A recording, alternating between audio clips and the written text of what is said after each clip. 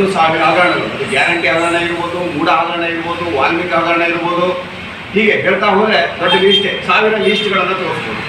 ನೋಡಿದ್ದೇವೆ ನಾವು ಈ ಸರ್ಕಾರ ನಡೆದುಕೊಂಡ ರೀತಿ. ಅಧಿವೇಶನದಲ್ಲಿ ರಾಜ್ಯಪಾಲರನ್ನ ಯಾವ ರೀತಿ ಅಗೌರವ ಮಾಡಿದ್ದಾರೆ ಅನ್ನೋದನ್ನು ನೋಡಿದ್ದೇವೆ. ಜೊತೆಯಲ್ಲಿ ಇವರ ಪ್ರಚಾರಕ್ಕಾಗಿ ಟೀಮ್ ಇಂಡಿಯಾ ವಿನ್ ಆದಾಗ ಅಲ್ಲಿಯ ಜನರ ಸಹಾಯವಾಗಿ ಮಾಡಿರುವಂಥದ್ದು. ಹಾಗೆ ಏನು SC/ST ಅವರು ನಾವೇ ಉದ್ಧಾರ ಮಾಡಿರುವಂತ ಹೇಳಿಕೊಳ್ಳುವಂಥ ಸರ್ಕಾರ ಅವರ ಹಣವನ್ನೇ ಪೋಲ್ ಮಾಡಿರುವಂಥದ್ದು, ಅವರ ಹಣವನ್ನೇ ಅನಾವಶ್ಯಕವಾಗಿ ಯಾವುದೋ ಬೇರೆ ಉದ್ದೇಶಕ್ಕೆ ದುರುದ್ದೇಶಕ್ಕೆ ಬಳಸಿಕೊಂಡಿರೋದನ್ನು ಈ ಸರ್ಕಾರದಲ್ಲಿ ನೋಡ್ತೇವೆ.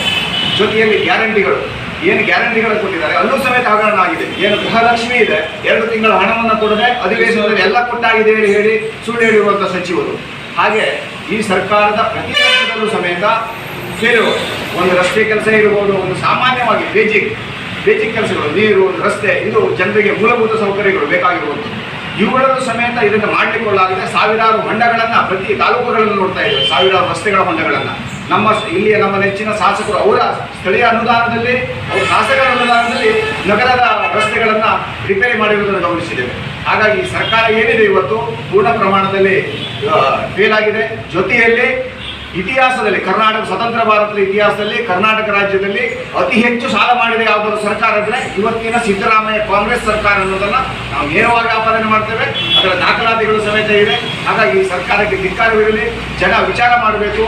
ಪುಕ್ಕಟೆ ಗ್ಯಾರಂಟಿಗಳನ್ನು ಕೊಡ್ತೇನೆ ಹೇಳಿ ಅದನ್ನು ಸರಿಯಾಗಿ ಪೂರೈಕೆ ಮಾಡದೆ ಹಣವನ್ನು ಗುಳುವು ಮಾಡುವ ಸರ್ಕಾರ ಆಗಿದೆ. ನಮ್ಮ ಮೇಲೆ 40% BJP ಸರ್ಕಾರದ ಮೇಲೆ 40% ಹಗರಣವನ್ನು ಅವತ್ತು ಆಪಾದನೆಯನ್ನು ಮಾಡಿತ್ತು, ಮೆರವಣಿಗೆಯನ್ನು ಮಾಡಿದ್ರು. ಆದರೆ ಅದನ್ನು ಇವತ್ತಿನವರೆಗೂ ಸಮೇತ ಅದನ್ನು ಸಾಬೀತುಪಡಿಸಲಿಕ್ಕಾಗಿಲ್ಲ. ಇವತ್ತು ಈ ಸರ್ಕಾರದಲ್ಲಿ 40 ಅಲ್ಲ, ಅದಕ್ಕೂ ಹೆಚ್ಚಿನ ಹಣಗಳು ಇವತ್ತು ಸರ್ಕಾರಿ ಕಚೇರಿಗಳಲ್ಲಿ ಜನ ಖರ್ಚು ಮಾಡುವಂಥ ಸಂದರ್ಭಗಳು ಬಂದಿದೆ. ಈಗಾಗಲೇ ಕಾಂಗ್ರೆಸ್ ಸರ್ಕಾರದ 1000 ದಿನದ ಬಗ್ಗೆ ಅನೇಕ ಹೇಳಿಕೆಗಳನ್ನು ನಾನು ಪತ್ರಿಕೆಯಲ್ಲಿ ಓದಿದ್ದೇನೆ. ನಾನು 3ನೇ ಬಾರಿ ಶಾಸಕನಾಗಿ ಅದಕ್ಕಿಂತ ಮುಂಚೆ ಸ್ಪರ್ಧೆ ಮಾಡಿ ಸೋತಿದ್ದೇನೆ. ಆದರೆ ಇಷ್ಟು ಕೆಟ್ಟ ಸರ್ಕಾರ ಬಹುಶಃ ನಾನು ನೋಡೂ ಇರಲಿಲ್ಲ, ಕೇಳೂ ಇರಲಿಲ್ಲ ಅಂತ ಹೇಳಿದರೆ ತಪ್ಪಾಗಿರ್ತಿಲ್ಲ. ವಿರೋಧ ಪಕ್ಷದವರನ್ನು ಯಾವ ರೀತಿಯಾಗಿ ನಡ್ಕೊಳ್ಬೇಕು ಅನ್ನುವಂಥದ್ದು ಮೊದಲು ಸಿದ್ದರಾಮಯ್ಯನವರ ಸರ್ಕಾರ ಕಲ್ತ್ಕೊಳ್ಬೇಕು ಅನ್ನುವಂಥದ್ದನ್ನು ಒಂದು ಕಡೆ. ಇನ್ನೊಂದು ಕಡೆ ರಾಜ್ಯಪಾಲರನ್ನೇ ಅವಮಾನ ಮಾಡುವಂಥ ಒಂದು ಕೆಟ್ಟ ಸರ್ಕಾರ ಇವತ್ತು ಇಡೀ ನಮ್ಮ ರಾಜ್ಯದ ಇತಿಹಾಸದಲ್ಲಿ ಅವರ ನಡೆ ಭಾಳ ಬೇಸರ ತರುವಂಥದ್ದು. ಅದರ ಜೊತೆಗೆ ಹಿಂದೆ ನಾನು 2008ರಲ್ಲಿ ಶಾಸಕನಾಗಿದ್ದೆ JDS ಪಕ್ಷದಿಂದ. ಆ ಸಂದರ್ಭದಲ್ಲಿ ನಾನು ಒಬ್ಬ ಅಧಿಕಾರಿಯನ್ನು ಹಕ್ಕುಚ್ಯುತಿ ಮಂಡನೆ ಮಾಡಿದವಾಗ ಯಡಿಯೂರಪ್ಪನವರು ಅವರನ್ನು ಇಲ್ಲಿಂದ ವರ್ಗ ಮಾಡಿದ್ದು ನಾನು ನೋಡಿದ್ದೇನೆ. ನನ್ನ ಒತ್ತಾಯದ ಮೇಲೆ ಕಾಂಗ್ರೆಸ್ ಪಕ್ಷದ ಶಿವಮೊಗ್ಗ ಭದ್ರಾವತಿ ಸಾವು ಅವರು ನನ್ನ ಜೊತೆ ಒಂದು ಪೊಲೀಸ್ ಅಧಿಕಾರಿಯನ್ನು ಹಕ್ಕುಚ್ಯುತಿ ಮಂಡನೆ ಮಾಡಿದ್ರು. ಅವಾಗಲೂ ಅವರು ಹೇಳಿದಾಗೆ ಕೇಳಿ ನಾನು ನೋಡಿದ್ದೀನಿ. ಆದರೆ ಇವತ್ತು ಕಾಂಗ್ರೆಸ್ ಸರ್ಕಾರ ದಕ್ಷಿಣ ಕನ್ನಡ ಜಿಲ್ಲೆಯ ಸುಮಾರು 10 ಶಾಸಕರು ಮತ್ತು ಪರಿಷತ್ನ ಎಲ್ಲರೂ ಸೇರಿ ಅರಣ್ಯ ಅಧಿಕಾರಿ ವಿರುದ್ಧ ಬಹಳ ದೊಡ್ಡ ಹಗರಣ ಅವ್ರದ್ದು ಬಹಿರಂಗ ಮಾಡಿದವಾಗ ಮುಖ್ಯಮಂತ್ರಿ ಆಗಲಿ ಅರಣ್ಯ ಸಚಿವರಾಗಲಿ ಶಾಸಕರಿಗೆ ಗೌರವನೇ ಕೊಟ್ಟಿಲ್ಲ ಎನ್ನುವಂಥದ್ದನ್ನು ನಾನು ನೋಡಿದ್ದೇನೆ. ಬಹಳ ಬೇಸರ ಆಗ್ತಾ ಇದೆ ಅಂತ ಹೇಳಿದ್ರೆ, ನಾವು ಯಾವುದೇ ಇವತ್ತು ವಿರೋಧ ಪಕ್ಷದವರು ಮುಖ್ಯಮಂತ್ರಿಯವರ ಹತ್ರ ನಮ್ಮ ಕ್ಷೇತ್ರಕ್ಕೆ ಅನುದಾನ ಬರೀ 50 ಲಕ್ಷ ರೂಪಾಯಿ ಅನುದಾನ ನಾನು ಕೇಳಿದ್ದೆ. ಆ ಅನುದಾನ ಇವತ್ತು ಸುಮಾರು 6 ತಿಂಗಳಿಂದ ಮಾನ್ಯ ಮುಖ್ಯಮಂತ್ರಿಯವರು ನನಗೆ ಕೊಟ್ಟಿಲ್ಲ. ಅದರ ನಂತರ ನಮ್ಮ ಪ್ರವಾಸೋದ್ಯಮ ಇಲಾಖೆ ಸಚಿವರಾದಂಥ HK ಪಾಟೀಲರು 50 ಲಕ್ಷ ರೂಪಾಯಿಯನ್ನು ಮಂಜೂರಿ ಪತ್ರ ಕೊಟ್ಟರು. ಅದು ಇವತ್ತು 6 ತಿಂಗಳಾಯಿತು, ಅದಕ್ಕೂ ಅನುದಾನ ನನಗೆ ಕೊಟ್ಟಿಲ್ಲ.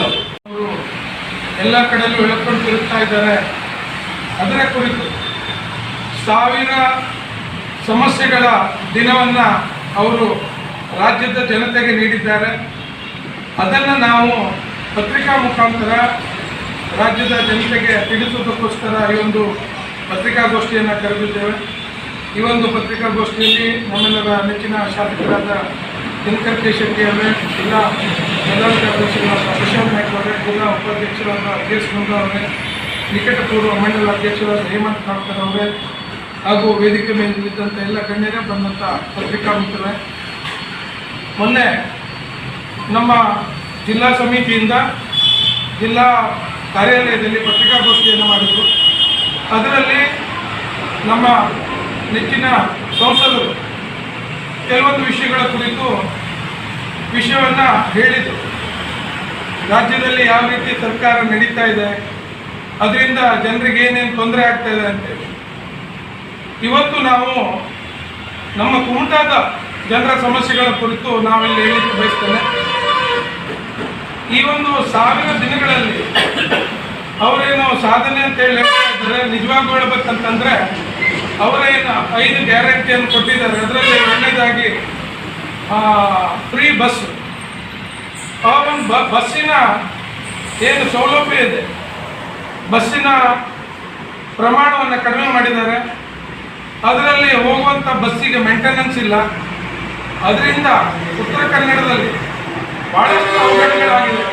ಈಗ ಸದ್ಯ ನಾವು ನೋಡ್ತಾ ಇರೋ ಪ್ರಕಾರ ಈ ಒಂದು 2 ತಿಂಗಳಿಂದ ಹೆಗಡೆ ಕ್ರಾಸ್ ಹತ್ರ ಸ್ಟೇರಿಂಗ್ ಕಟ್ಟಾಗಿ ಬಸ್ಸು ಅಂಗಡಿ ಒಳಗೆ ಹೋಗಿ ನುಗ್ಗಿತ್ತು.